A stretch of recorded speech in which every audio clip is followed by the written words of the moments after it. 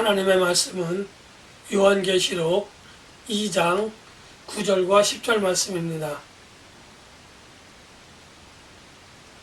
내가 내 환난과 궁핍을 알거니와 실상은 내가 부요한 자니라. 자칭 유대인들이라 하는 자들의 비방을 알거니와 실상은 유대인이 아니요 사탄의 회당이라. 너는 장차받을 고난을 두려워하지 말라. 볼지어다 마귀가 장차 너희 가운데서 몇 사람을 옥에 던져 시험을 받게 하리니 너희가 10일 동안 환난을 받으리라.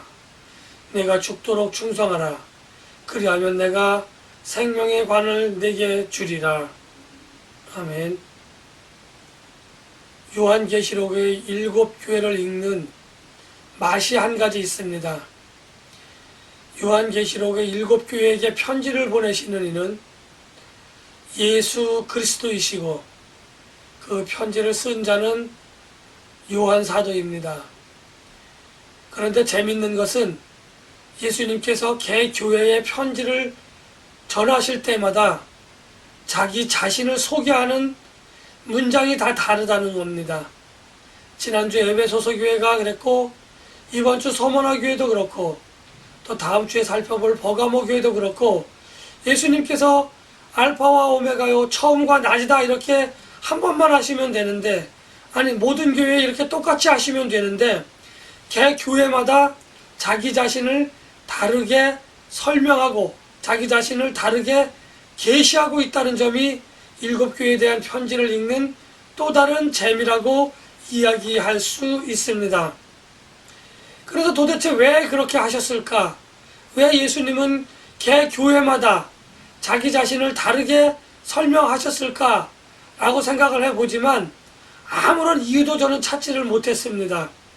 다만 우리가 좀 더 쉽게 이해할 수 있도록 아니 그 교회의 권면의 말씀, 책망의 말씀, 칭찬의 말씀을 전하시기 위하여 거기에 맞는 어떤 자기 자신의 계시의 방법을 예수님께서 선택하지 않으셨겠는가 그렇게 생각이 되어질 뿐입니다. 오늘은 지난주 에베소서에 이어 두 번째 서머나 교회인데 서머나 교회는 7교회 가운데에 책망을 듣지 않은 2교회가 있었다고 말씀을 드렸습니다. 그 교회 가운데에 한 교회라고 하는 것을 우리는 기억해야 될 필요가 있습니다. 예수님께서는 먼저 서머나 교회를 칭찬을 하십니다.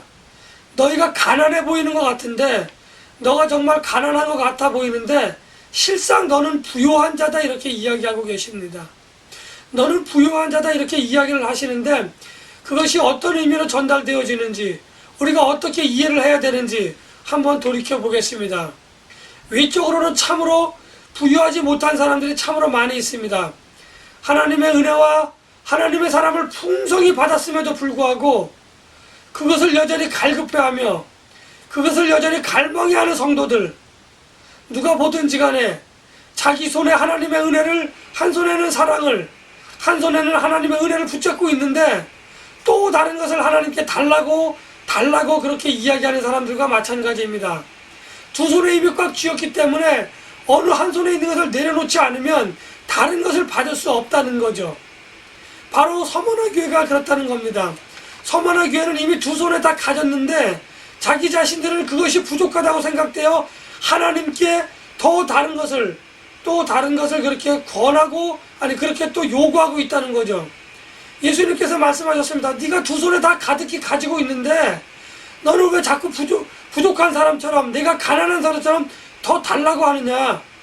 너는 하나님의 은혜와 사랑이 너희들에게 충만하고 너희들에게 더 이상 부족하지 않다고 하는 것을 오늘 예수님께서는 말씀을 해주고 계십니다.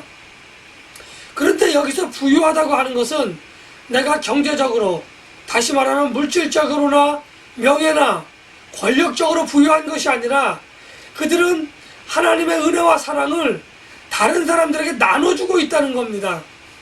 가난해 보이는 것 같은데 그 사람들의 삶은 정말 더 하나님 더 주십시오라고 갈구하고 더 갈망하는 삶임에도 불구하고 그들은 하나님께로 받은 은혜와 하나님의 사랑을 자기 자신도 모르는 가운데에 다른 사람들에게 그것을 베풀고 있다는 거죠. 예수님께서는 그거를 보셨다는 겁니다. 자기네들은 더 필요하다라고 간구하면서도 왜 필요한가 가만히 보니까 예수님께서는 이 서머나 교회 사람들은 자기들이 받은 은혜와 사랑을 다른 사람들에게 나눠주고 있는 거죠.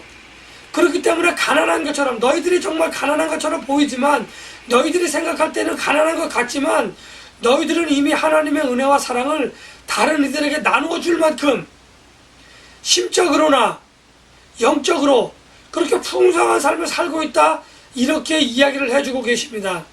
부족하다고 갈망하는 것을 내 은혜가 되게 족하다 라고 책망하고 그렇게 깨닫게 해주시는 게 아니라, 너는 부유한 것 같지만, 너는 저기 부족한 것 같지만, 가난한 것 같지만, 너는 정말 부유한 사람이야.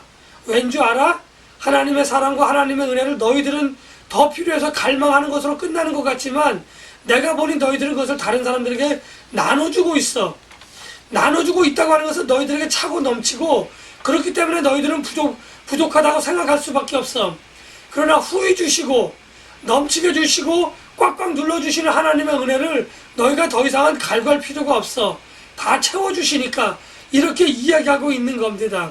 만약에 서머나 교회 교인들이 자기들만의 신앙 공동체 안에서 하나님의 은혜와 사랑을 나누어주고 베풀어주는 일들을 했다고 한다면, 아마 그들은 풍성한 어떤 그러한 삶이 아니라, 그들은 썩어 없어지는 것 때문에 진짜로 그들은 가난한 사람이 될 수밖에 없었을 것입니다. 그러나 그 사람들은 자기 신앙 공동체 내에서 그것을 활용하고 그것을 충분히 사용하는 것이 아니라 다른 사람들에게 베풀고 있다는 거죠. 우리가 흔히 예를 드는 것 중에 하나가 사해의 예를 듣습니다. 갈릴리 호수로부터 물을 받아들이는 사해 호수는 더 이상 배출할 데가 없기 때문에 사해라고 하는 그러한 그 이름을 가졌습니다. 죽어있는 바다라는 뜻입니다. 죽어있는 호수라는 뜻입니다. 받기는 하는데 다른 곳에 베풀지 못하기 때문에 죽어있다고 하는 의미죠. 오늘날 신앙생활하는 많은 성도들이 하나님의 은혜와 사랑을 내가 충분히 받는데, 하나님의 은혜와 사랑이 내게 넘치는데 그것을 다른 사람들에게 베풀지 못한다고 한다면 그 은혜와 사랑은 썩어 없어지는 겁니다. 내가 올해 거둔 곡식을, 작년에 거둔 곡식을 창고에 쌓아두기만 하고 가만히 내버려 준다고 한다면, 먹지도 않고 이웃들에게 나눠주지도 않고 그렇게 한다고 하면은 그 창고에 있는 모든 저장된 음식물들은, 곡식들은 곰팡이가 나고 썩어지고 쥐가 먹고, 그래서 먹을 수도 없고 버릴 수도 없는 악취가 나는 그러한 창고가 될 수밖에 없다는 거죠. 하나님의 말씀을 내가 지켜 행합니까? 하나님의 말씀이, 하나님의 은혜와 하나님의 사랑이 내게 차고 넘칩니까? 베풀어야 될 이유가 여기 있는 겁니다.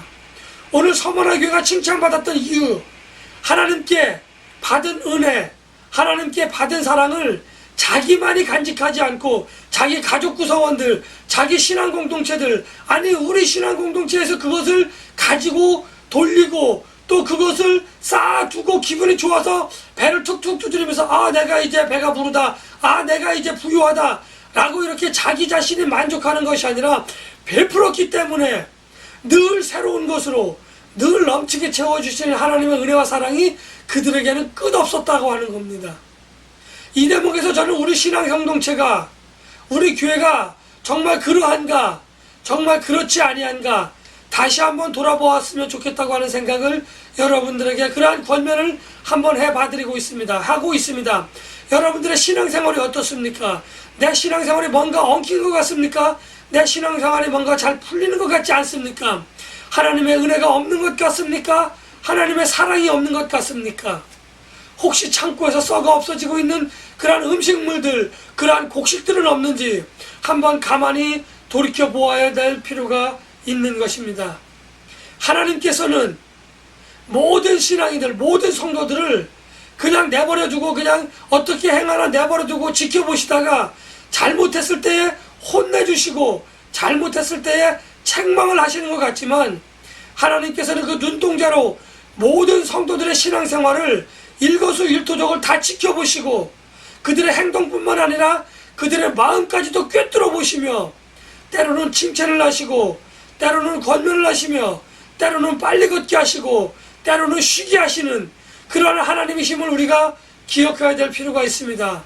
이렇게 우리를 지켜보시고 우리를 가만히 살펴보고 계신 그 하나님, 그 하나님이 오늘도 저와 여러분들과 저를 지켜보시고 살펴보시고 있다는 그 하나님의 신실하심이, 그 하나님의 눈동자가 오늘 저와 여러분들과 저에게, 우리 신앙 공동체 모든 구성원들에게 위로가 되시고 위로가 될 수 있고 힘이 될 수 있다고 하는 사실로 인하여 우리는 하나님께 영광을 돌리며 하나님께 찬양을 드릴 수밖에 없다고 하는 것을 우리는 고백하고 그렇게 해야만 하는 것입니다. 오늘 뒷부분에 가면은 서머나 교회를 괴롭히는 사람들이 나옵니다. 그 서머나 교회를 괴롭히는 유대인들을 향하여 예수님께서는 사탄의 회당이다 이렇게 이야기하고 있습니다. 우리가 조직신앙에서 교회론을 배울 때에 교회의 전 모델인 회당을 이야기하고 있습니다. 그러나 회당과 교회는 엄격한 의미에서 완전히 다르다고 하는 것을 우리는 기억해 두고 있어야 합니다. 회당은 유대교인들이 모이는 곳이고 교회는 삼위일체 하나님을 믿음으로 고백하는 사람들이 모여서 예배를 하는 곳이기 때문에 같은 예배를 드린다 할지라도 그들은 유대인들이고 유대교인들이고 우리는 신앙인이고 일반적으로 이야기하는 크리스찬들이기 때문에 교회와 회당은 엄연하게 다르다고 하는 것을 저는 말씀을 드립니다. 이들은 회당을 통하여 유대인들은 기독교로 개종한 유대인들에게 율법을 들이대며 그들을 미혹하고 그들의 마음을 돌이키게 하여 많은 사람들이 하나님으로부터 멀어졌던 것을 우리는 기억해야 됩니다. 우리가 오늘 본문을 가만히 살펴보면 죽도록 충성하라, 죽도록 충성하라, 그리하면 내가 네게 생명의 관을 주시겠다 이렇게 우리들에게 조건부 칭찬을 하고 계십니다. 조건부 상급을 이야기해 주고 계십니다.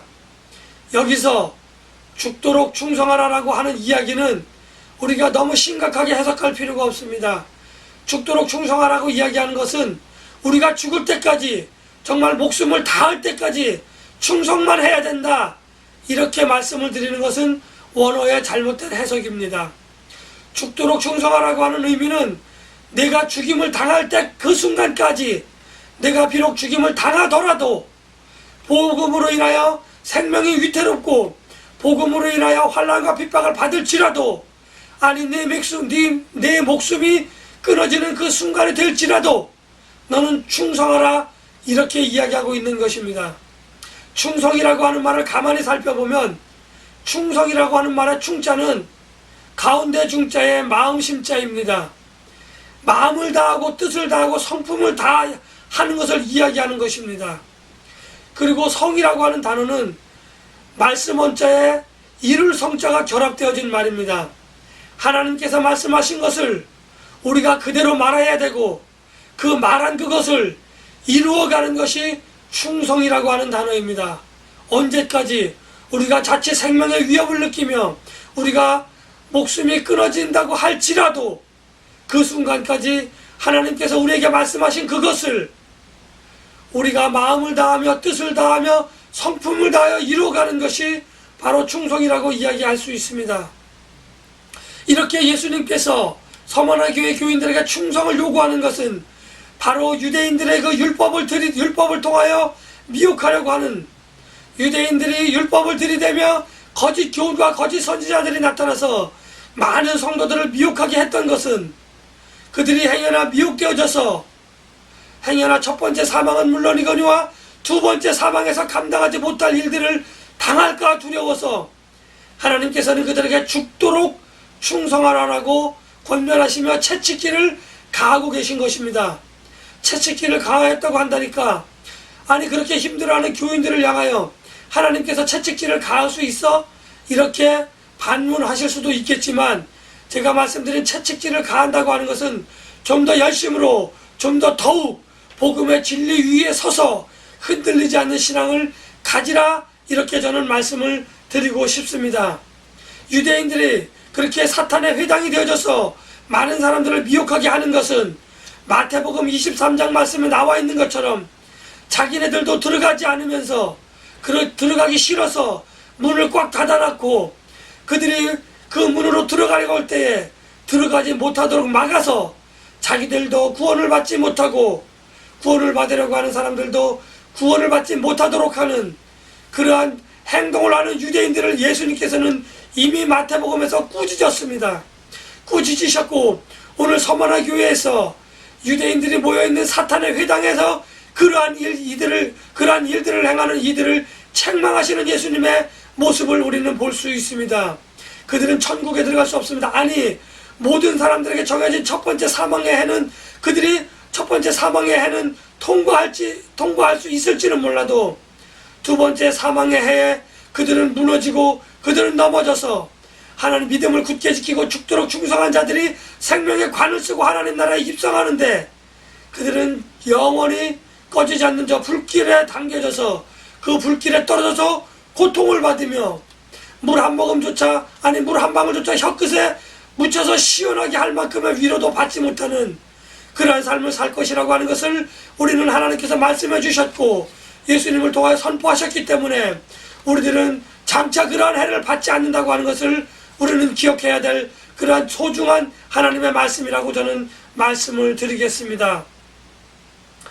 오늘 저는 이 말씀을 전하는 이유는 여러분들과 우리 신앙 공동체에 속한 모든 사람들이 두 번째 사망의 해를 받지 아니하고 하나님께서 우리에게 남겨놓으신 하나님께서 우리에게 주시고 있다고 하신 생명의 관을 우리가 받아야만 하겠습니다.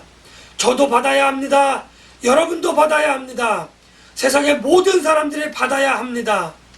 그러기 위해서 우리는 사탄의 회당이 아니라 하나님의 말씀을 마음을 다하며 뜻을 다하며 성품을 다하여 이루어 드리는, 그래서 하나님께는 영광이 되어지며 우리들에게는 기쁨이 되어지는 삶의 원천이 되어지는 그러한 삶을 살아야 하겠다고 하는 것을 저는 여러분들에게 말씀을 드리겠습니다.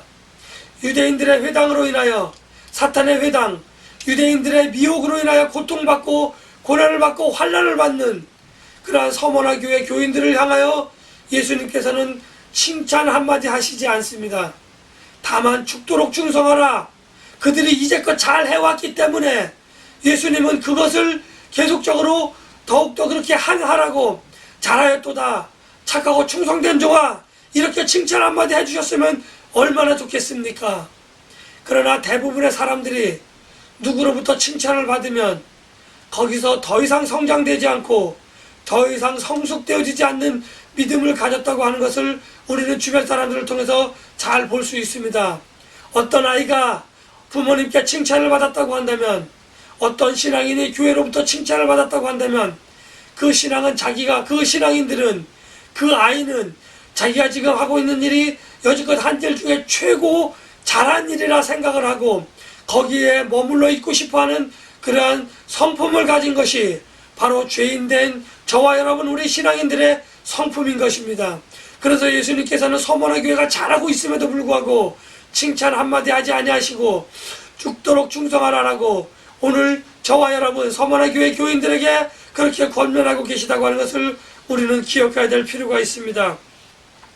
우리가 때로는 고난을 받을 수 있습니다. 우리가 때로는 환난을 당할 수 있습니다.